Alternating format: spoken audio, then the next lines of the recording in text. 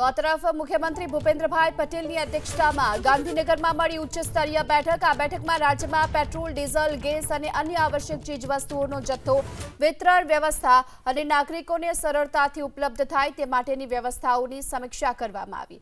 સમગ્ર રાજ્યમાં હાલ ગેસ, પેટ્રોલ, ડીઝલ, ફર્ટિલાઇઝર સહિતની આવશ્યક ચીજવસ્તુનો પૂરતો જથ્થો ઉપલબ્ધ છે।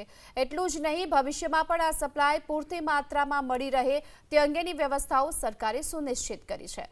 બેઠકમાં મુખ્યમંત્રીએ હાલના સમયે બધા જ વિભાગોએ સતર્ક રહી સંકલન સાથે ટીમ વર્કથી કાર્યરત રહી લોકોને આવશ્યક ચીજવસ્તુઓની સપ્લાય સરળતાથી મળી રહે તે સુનિશ્ચિત કરવાની સૂચના આપવામાં આવી। આ સાથોસાથ પીએનજી કનેક્શનને પ્રાધાન્ય આપવાની જે માર્ગદર્શિકાઓ કેન્દ્ર સરકારે આપેલી છે તેનું રાજ્યમાં ઝડપથી અમલ કરી નવા પીએનજી કનેક્શન તાત્કાલિક ધોરણે અપાય તે જરૂરી હોવાની પણ વાત કરી છે। છેલ્લા 10 વર્ષમાં 12,000થી વધુ નવા પીએનજી કનેક્શન અને 300થી વધુ નવા કમર્શિયલ કનેક્શન અપાયા। બેઠકમાં મુખ્યમંત્રીએ પેટ્રોલ, ડીઝલ, ગેસની સંગ્રહખોરી અને કાળાબજારી કરનારાઓ વિરુદ્ધ કડક કાર્યવાહીની તાકીદ કરી।